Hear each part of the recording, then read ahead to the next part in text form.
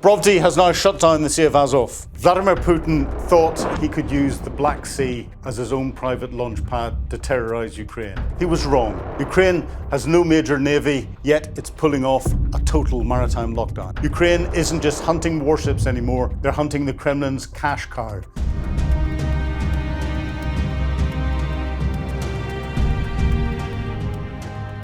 As Ukrainian Defence Minister Mikhail Fedorov confirms that he is stepping down and Russia's shadow fleet goes up in flames, there are critical updates from the front lines. I'm Philip Ingram and this is Battle Plans Exposed. A political upheaval has rocked Ukraine, but don't let the noise fool you. The reality on the front lines remains exactly the same. Vladimir Putin wants you to believe his forces are sweeping through the east, but the key fortress of Kostya, Nevka, what we're calling the Kupiansk V2, remains firmly locked in the grey zone. Independent military analysts, including the Blackbird Group, report that Russia is struggling to sustain any offensive momentum. June actually marked the net negative month for Russian territorial holdings in Ukraine. And while the land war grinds on, Ukraine has shut down the Sea of Azov through Robert Brovdiy's Operation Molochka, and a total Black Sea lockdown is underway. Before we map out the strategic nightmare Ukraine is building for Putin's navy, let's look at what's been happening on the front line.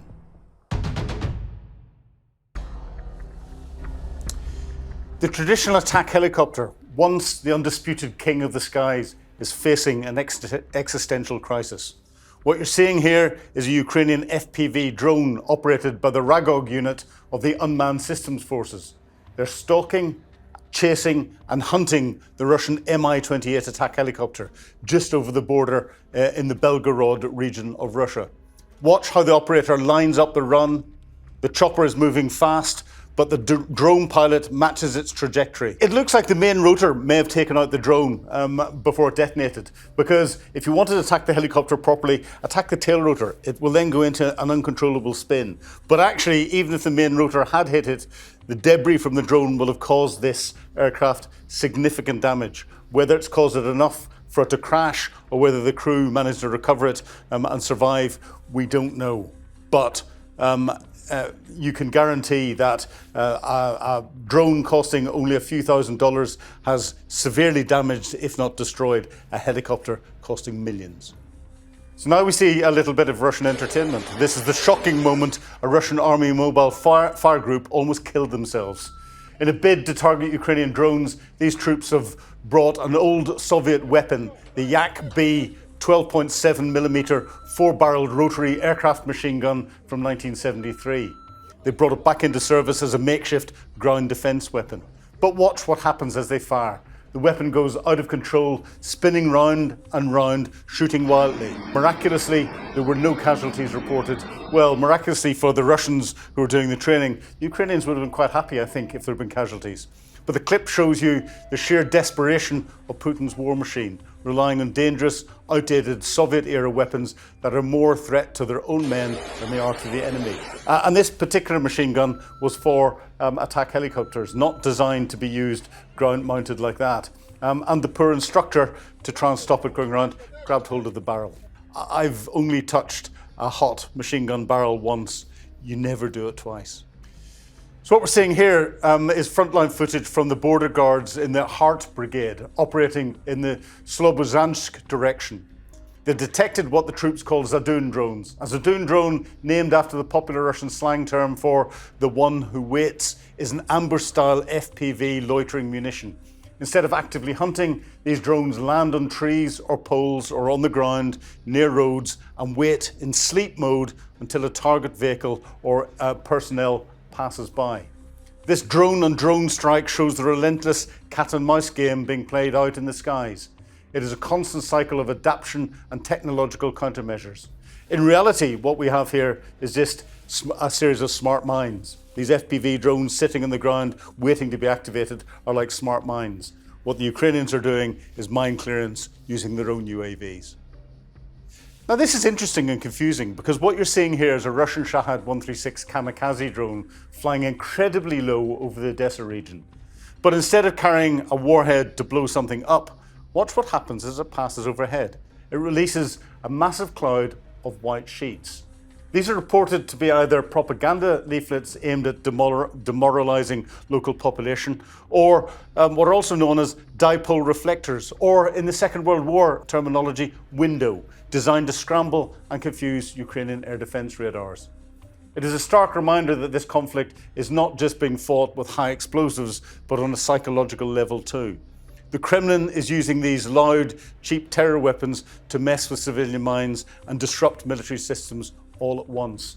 But we do know that not every Shahad kamikaze drone has got a warhead. Many of them are put in to try and draw attack from Ukrainian air defense systems so that expensive missiles are expended in shooting something down that has got no explosive value in it whatsoever. So this again could have been that window, those dipole reflectors trying to cause a Ukrainian air defense system to lock onto it and to fire expensive and ideally Patriot missiles at it, because that would be a very cost-effective way of trying to disrupt Ukrainian air defense.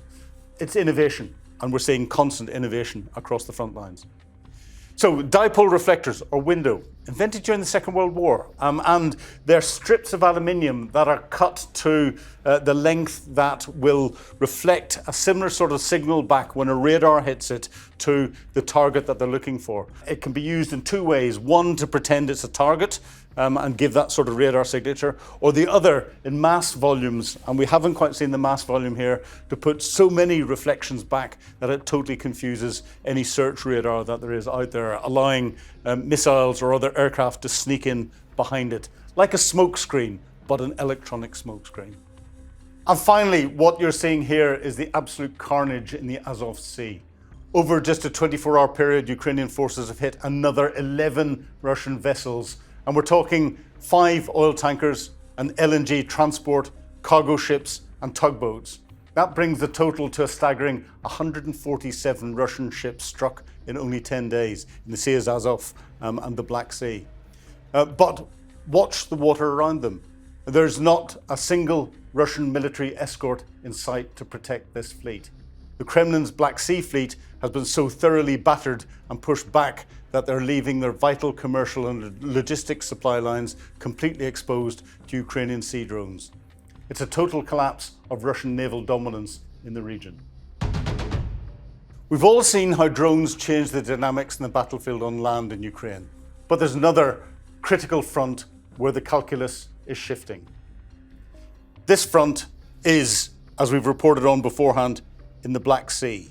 But the Black Sea, connected to the Sea of Azov, where we've just shown pictures of Russian logistic ships being attacked, is linked out into the Mediterranean through the Bosporus, controlled by Turkey, and then out to the rest of the world through Gibraltar and the Atlantic and elsewhere. Why is it vital?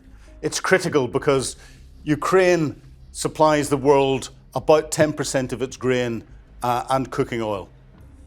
That was before the war. Since the war started, Ukraine is still supplying a significant percentage of grain and cooking oil, but instead of using all of its ports on its southern coast, it is now restricted to Odessa. The Russians control all of the others. The Russian focus was trying to then export stolen Ukrainian grain and oil out through the Sea of Azov and out through the Black Sea, through the Bosporus into the Mediterranean and to the rest of the world. However, their focus has changed. Since Ukraine has now started its campaign to isolate Crimea, then the Russians are having difficulty getting essential supplies in by land from the north, across the Kerch Strait in the south, using either ferries, they've all been sunk, or the Kerch Bridge, which has been damaged. So what they're trying to do is move logistics supplies into Crimea using ships in the Sea of Azov. They were being successful up until the last 10 days. And this is where the Ukrainian attacks on these ships have been significant. And they're significant in that they are increasing the isolation of Crimea, where you now cannot get fuel. Food is becoming more difficult to get hold of.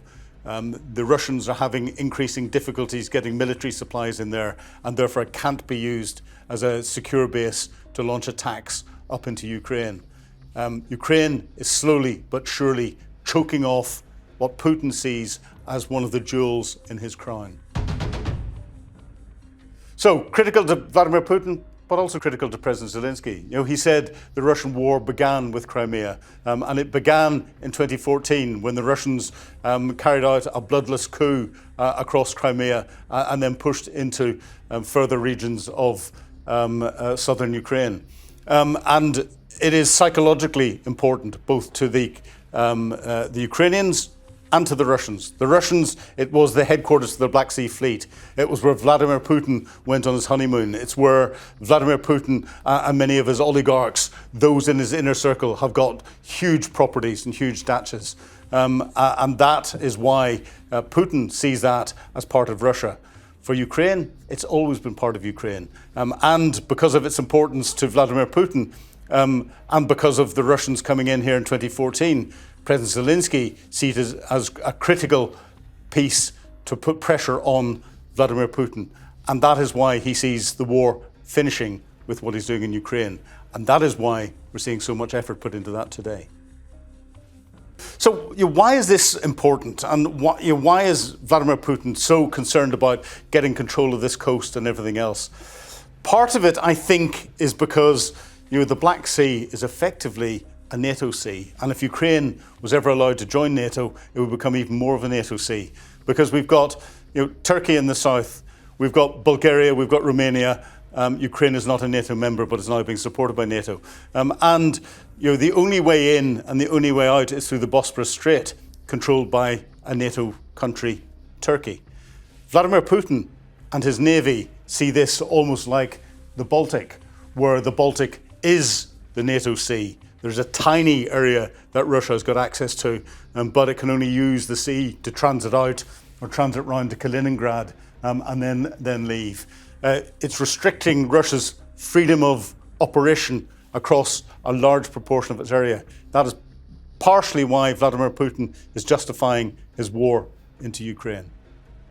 Vladimir Putin thought he could use the Black Sea as his own private launch pad to terrorize Ukraine.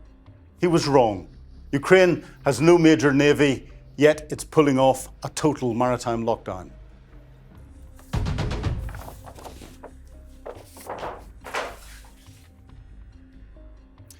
They're using a swarm of cheap homemade drones to choke Russia's war machine, smash its shadow fleet, and rewrite the rules of naval warfare. Russia has been launching hundreds of Iranian-designed Shahad drones from occupied Crimea, sending them low over the water to hit vital ports like Odessa. If you try to stop them on land using traditional air defence, you're trapped in a losing game. A single Shahad costs Russia around £15,000, or between £15,000 and £38,000, depending on its warhead and its configuration.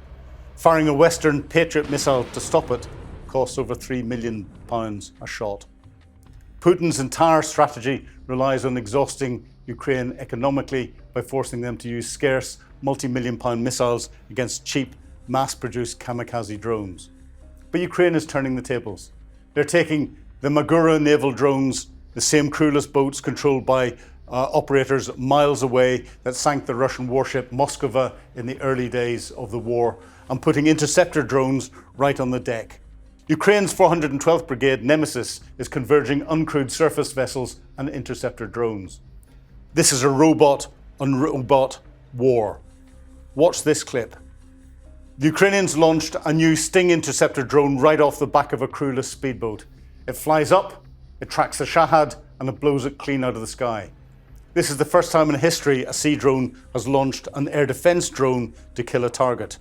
By positioning these crewless boats right out in the waves, they can hunt the Shahads over the open sea, hundreds of kilometres before they ever reach the coast.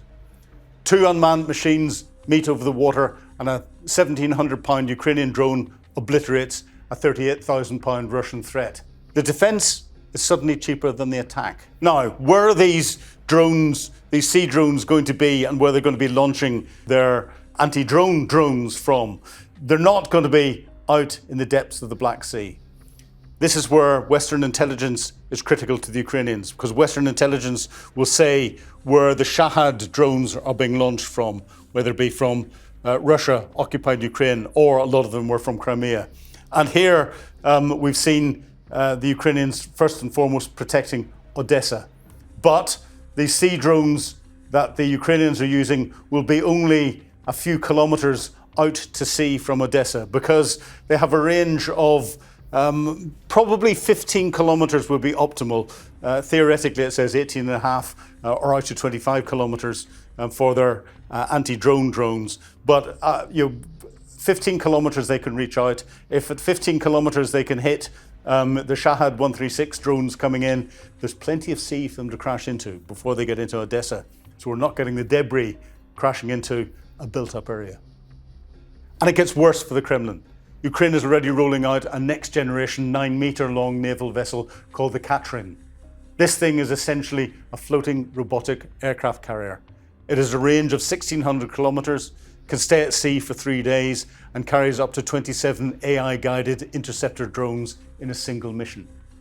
Because Russia uses rivers as low-altitude corridors to sneak drones towards Kyiv, the Katrin can sail right into those waterways and drop a wall of interceptors directly into the flight path. Then there's the Sangram 3000 coming online.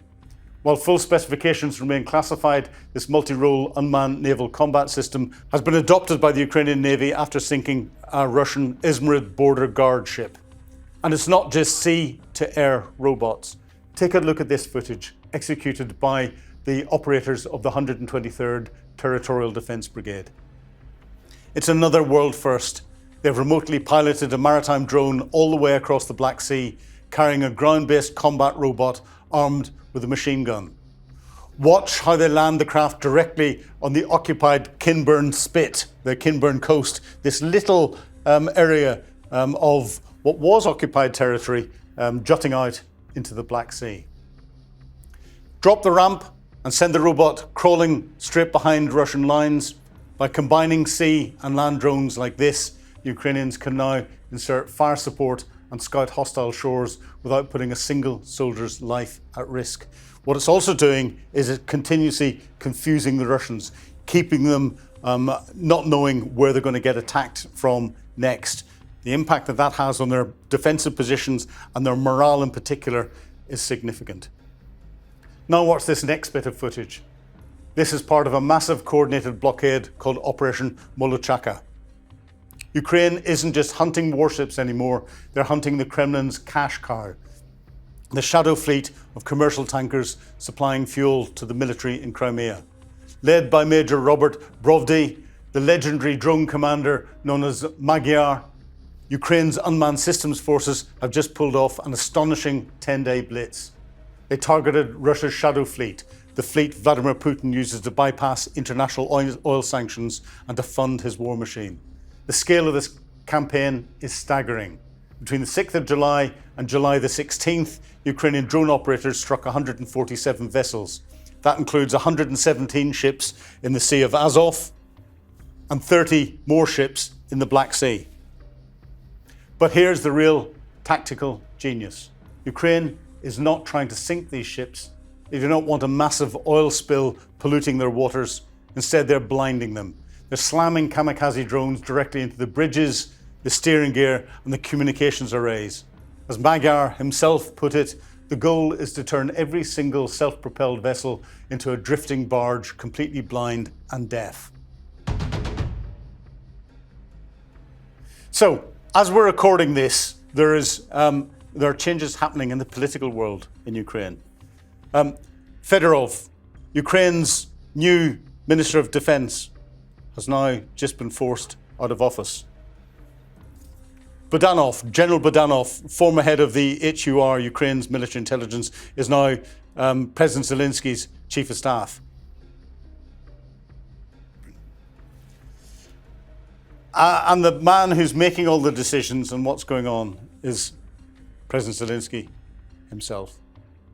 Now, what is going on? What has been happening here? Fedorov, a youngster.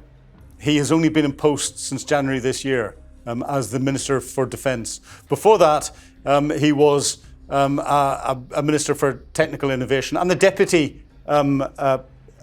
Prime Minister. A very young man that's come in, a bit of a disruptor, a businessman before he got into politics, but it's all about tech. And what I think we're seeing here is this dynamic, forward-leaning, energetic individual coming in and butting up against the neolith that is a Ministry of Defence, that is set in its ways, that is being forced to change in so many different ways, that has got old and bold generals that have got decades more experience in doing what they're doing than Fedorov has. And this has caused a dynamic within the Ministry of Defence that President Zelensky has said, trying to get his Minister of Defence and the head of his armed forces, General Syrski, to sit down at the same table could only happen whenever he was refereeing. That is not a good position to be in. Someone has to go. And I think President Zelensky has taken the decision that the man that is commanding the troops on the ground, his overall military commander, is the one that's staying, and the fall guy is Fedorov. That doesn't mean that he's done anything wrong. Actually, he's been very popular. What he's done is he has forced the rapid development of drone technology, supporting small, innovative companies, rather than going to the large defence contractors that have been supplying for many, many years. And this is what, again, has probably caused some anxiety amongst the establishment. We can never count Budanov as the establishment. Zelensky, as president, has to play the establishment and balance off the dynamism of his new youngsters trying to make change and trying to win this war with keeping stability in what's always been there. Very difficult decision for him. Let's hope that there isn't anything more behind Fedorov's move, because the last thing that Zelensky needs at the moment are any more scandals.